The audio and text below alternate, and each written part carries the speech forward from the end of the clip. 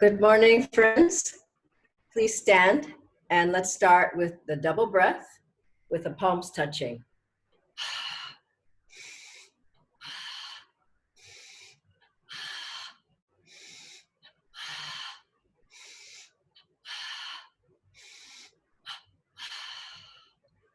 Let's begin with a prayer.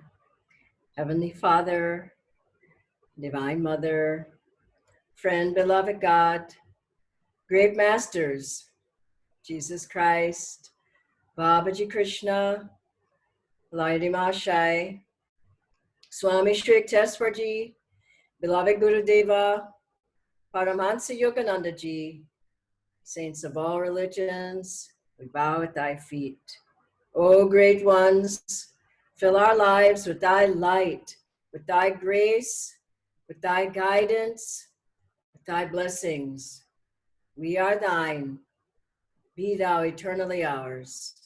Om Shanti, Shanti, Shanti.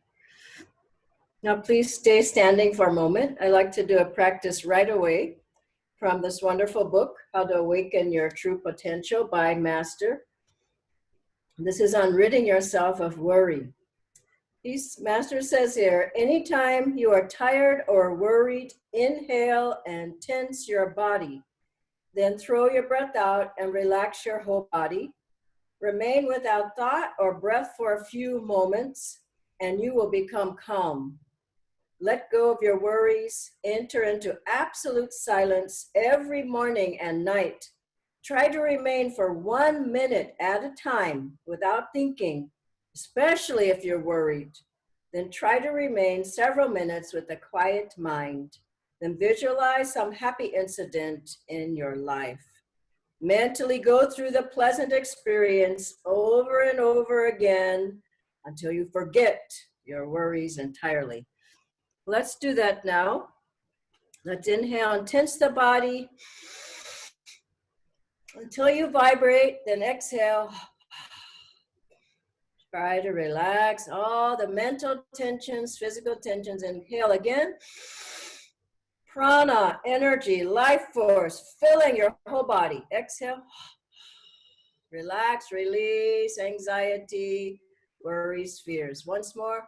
Inhale, joy, light, divine power filling you. Exhale. Any heaviness, fatigue, moods, low energy. Now draw to mind, call to mind some pleasant, happy experience in your life. And just feel the smile coming onto your face from the memory of that wonderful time, that blessing in your life.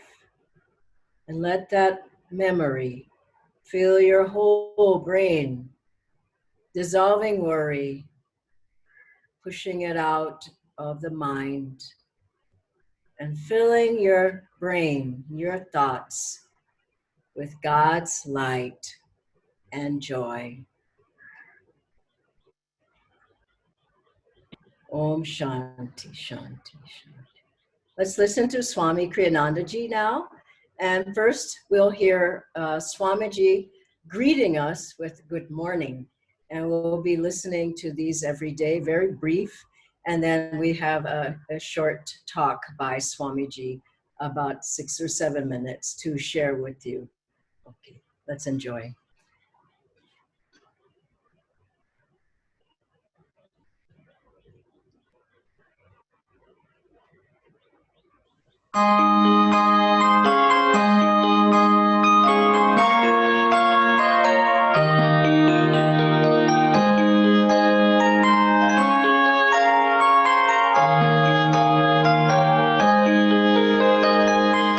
Good morning. The secret of happiness is finding love through giving love, rather than through receiving it.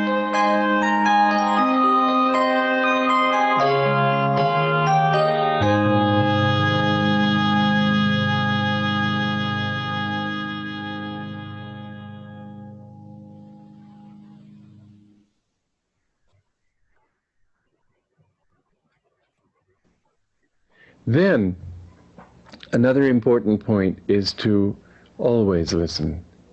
Not just listen while you're meditating. Always try to be in the listening presence. Don't fill your life up with too many distractions.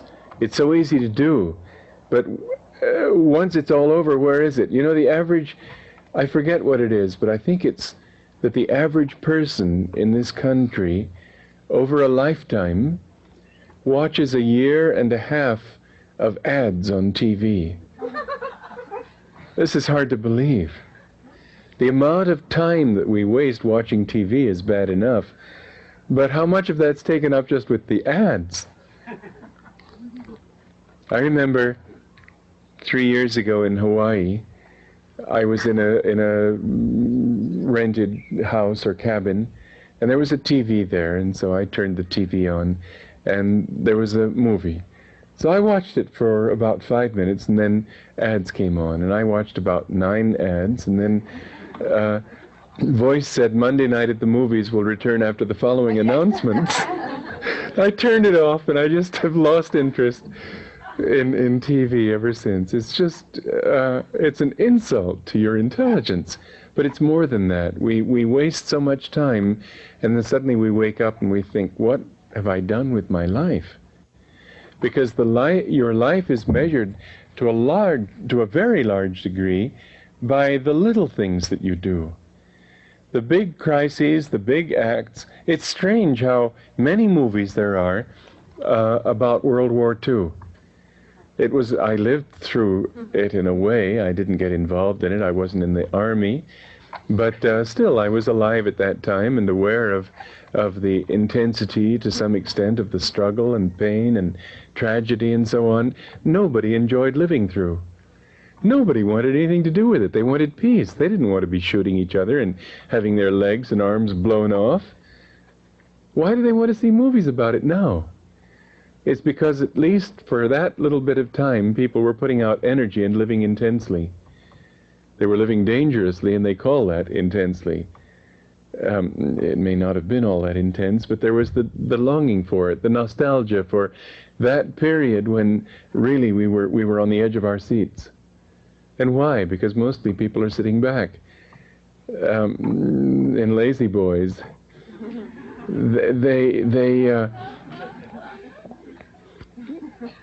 We can't live in crisis all the time, and yet to live intensely need not be so exhausting as it may seem.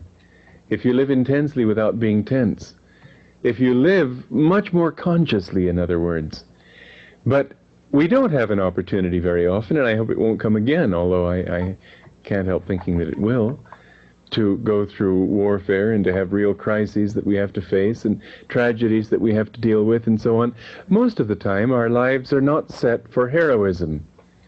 And so we sit back and read Newsweek. And it's okay, a little bit, but the trouble is that a day goes by, and how much have you done of anything else? And another day goes by, and how much have you done of anything else? And a year goes by, and what did you really accomplish? And you think, well, life is long, but you wake up at the age of 70 and realize that it wasn't long at all. A friend of mine was talking about his mother, who, at the age of 85, couldn't remember what happened yesterday, but could remember clearly all the little things that happened when she was 20. As if all those years just hadn't quite existed. Another interesting fact was Joseph Conrad. He was born Polish and became English and learned English absolutely perfectly, and of course was a great writer. And in his old age, he developed a thick Polish accent. Strange. But really, the difference between one part of one's life and the first part of one's life and the last part of one's life is not all that great.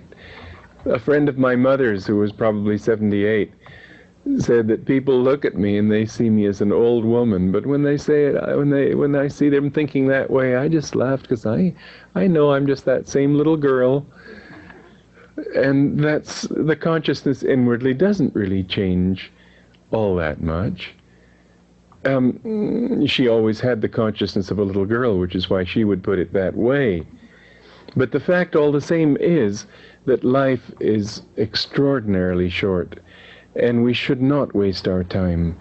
We should put our time into things that are really worthwhile. Don't think that you can sort of drown. You see, just like Mardi Gras, the fillers, the distractions, all little things we do to escape the responsibility for listening to the divine voice within ourselves, these are like Mardi Gras, a kind of hysteria, a kind of madness, a kind of inebriation.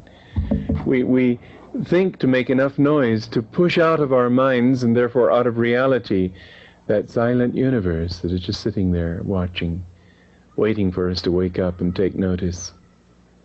I used to notice this when I was in college, and I'd go to a college party, and I was longing for something more, and I'd go outside.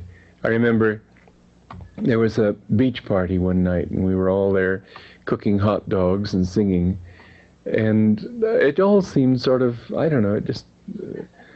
I remember taking a walk down the beach by myself and getting away from all the noise and laughter and jokes and everything, and suddenly seeing the stars and hearing the ocean come up on the beach and feeling that this ocean is touching many other beaches, many other shores, many other lives, and we're united by this ocean, and there's something that we all share. There's something silent going on underneath all this noise and partying that if we could hear, if we could attune ourselves to, would make our lives worthwhile. But we're afraid of that emptiness. I mean,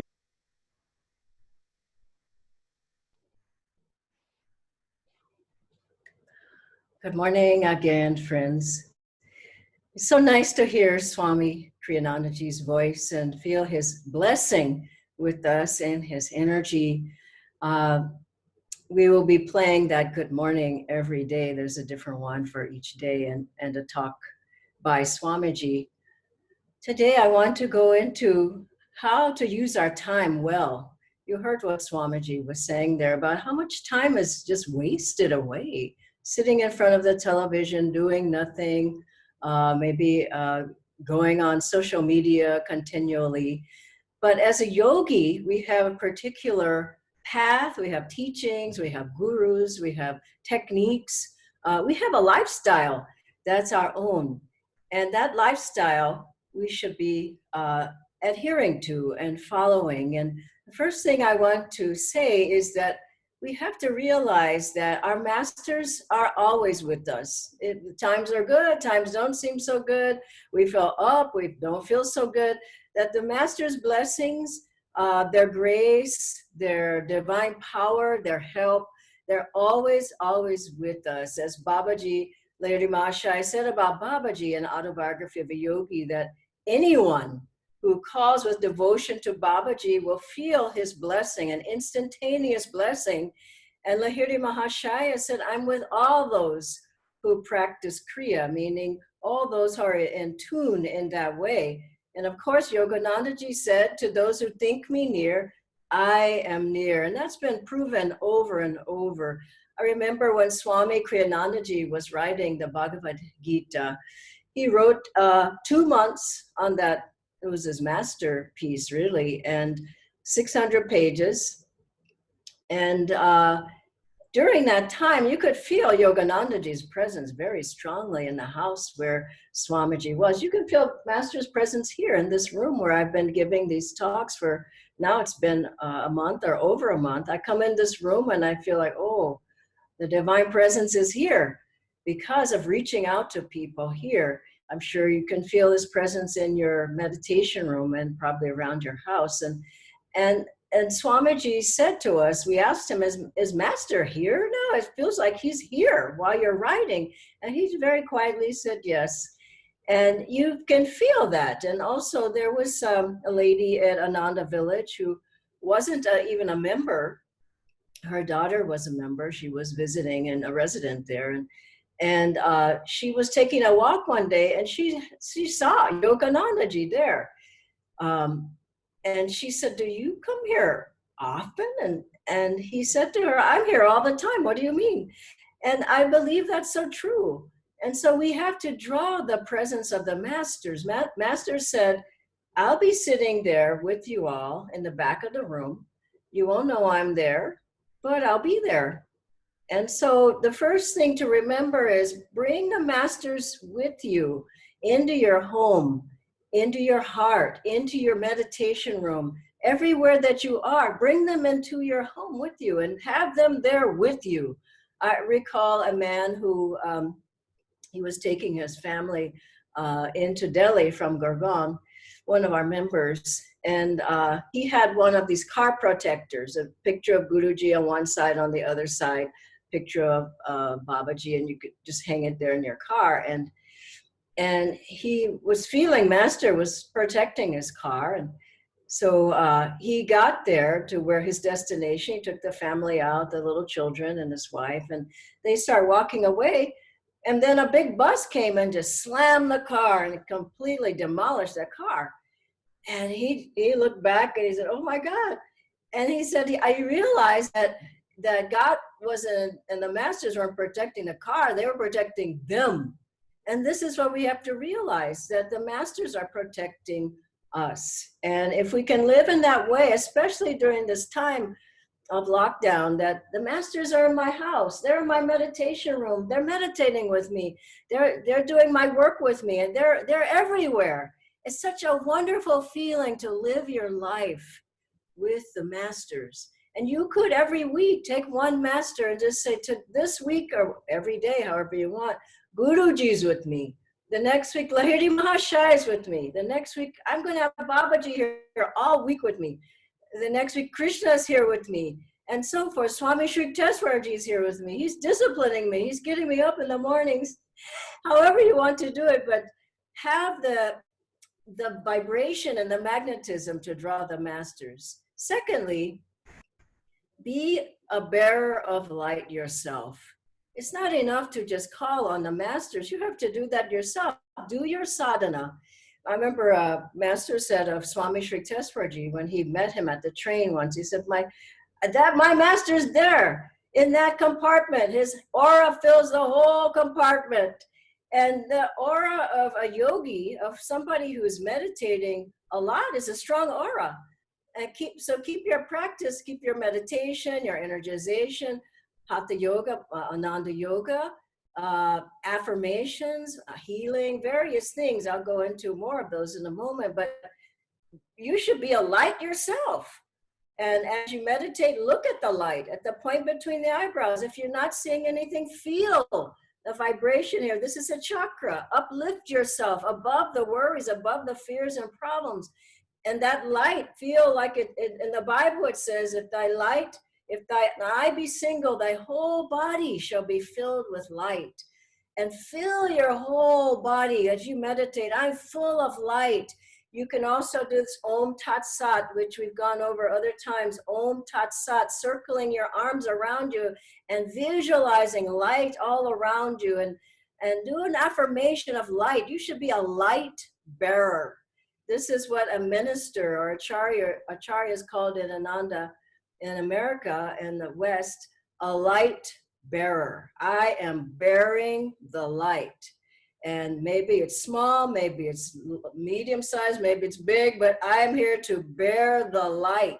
And anybody who's on this path should consider themselves, no, I have the light within my own soul. I'm bearing the light. And that beautiful affirmation, I am submerged in eternal light. It permeates every particle of my being. I'm living in that light. The divine presence fills me within and without. And do affirmations on the light and fill yourself. Look at the light and say, no, I am not going to dwell in darkness and heaviness and emotions. I am a light in myself. I am bearing the light, and feel that with you all the time. And next, spread that light. Don't hold it yourself, but do Master's healing prayer where we rub the hands.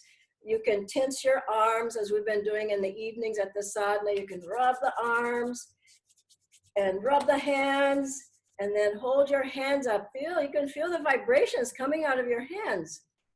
And send the light from here and your hands out to the neighborhood, the guru bhais, your work companions, anyone who's ill, the whole world. Just say, I am sending out the light.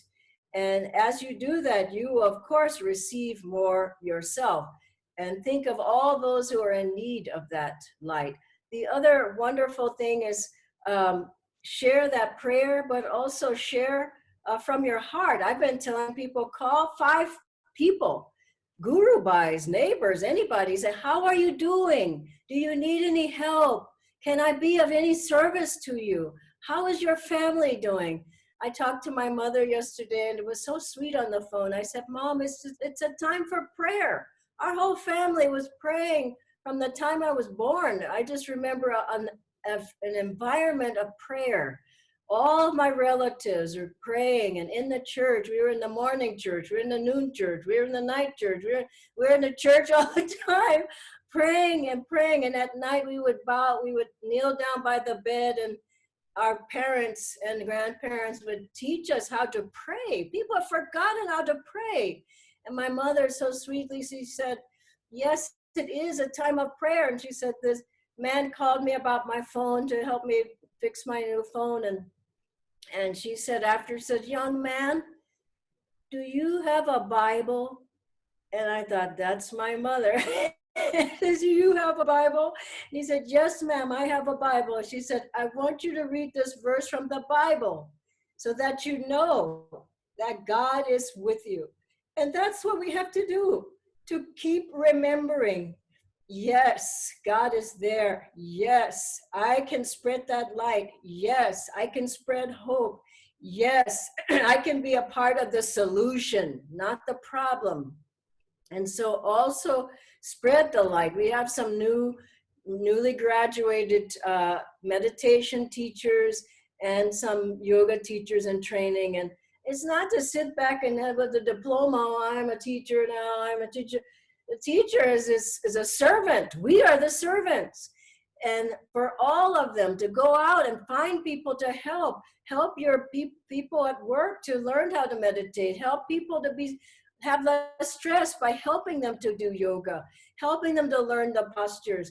And in any way you can, just ask Divine Mother, how can I help to strengthen the light around the world? Minimum, you can pray for people and pray for the world, and do it every day. And next, keep positive yourself. How do you keep positive? I'm going to give you some different books and affirmations you can use, but every day, do an affirmation. Keep your mind strong. Every day, open the autobiography. I remember one time during a stressful time in my personal life, I just would open that book. I'd say, Master, talk to me. What do you want me to hear today? And I'd open any page and, oh, that's what I need to hear.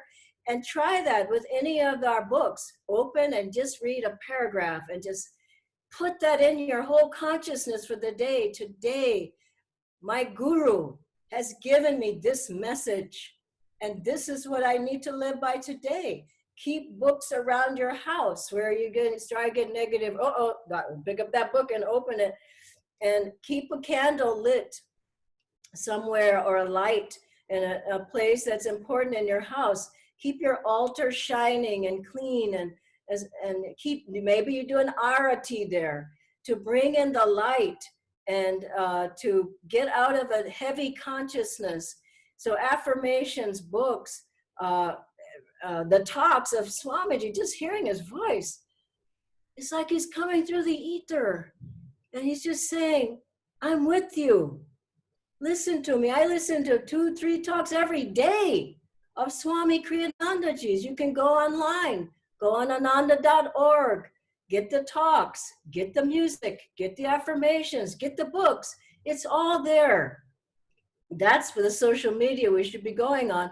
And I remember, you know, as you do these things, you start looking different. I remember I used to teach the Raja Yoga courses at the center. I don't do them anymore, but I would take the pictures of the students before and after the course. The course was like 3 months.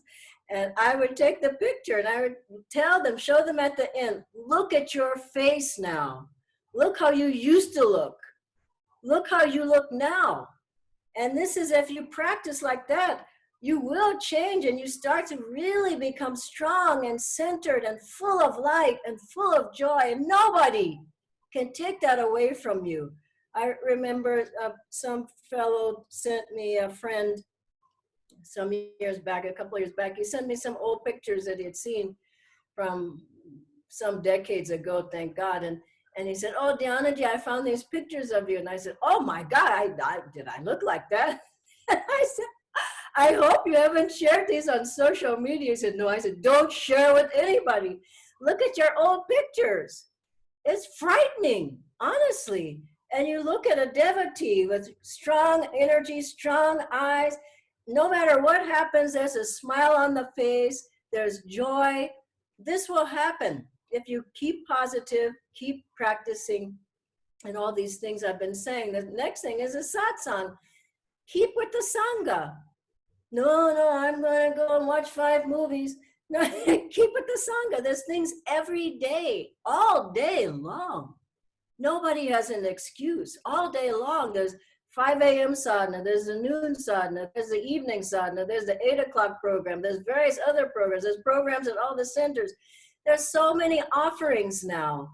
And the meditations have just been blissful online. You can feel through the computer, you can feel the unity, the harmony, the magnetism of the devotees together. And finally, listen to Swami Kriyanandaji's music. As I said, you can go online, you can get it from whatever source, iTunes, or you can go on ananda.org and get some of the music. And I listen to it all day long, every day.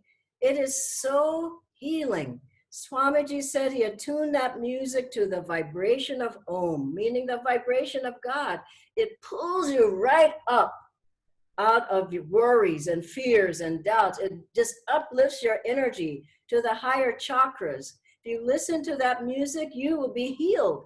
And Master said of his chants, and I'm sure of Swamiji's too, that he chanted them over and over and over until God came. He felt a divine response. Those chants are spiritualized. They're blessed. They have the blessing of the masters in them. Keep the music playing around the house. If your energy starts going down, play some more of the music. After you meditate, play some of the music as you're sitting in the silence. Before you meditate, play some of the chanting so that you can go into meditation. If you keep that vibration around you all the time, you will be able to be in line, in attunement with that vibration, and your energy won't drop. I want to close now and just give you a couple of things, books that I would recommend and affirmations. I brought some books so I can actually show you, and you can go online, get them online.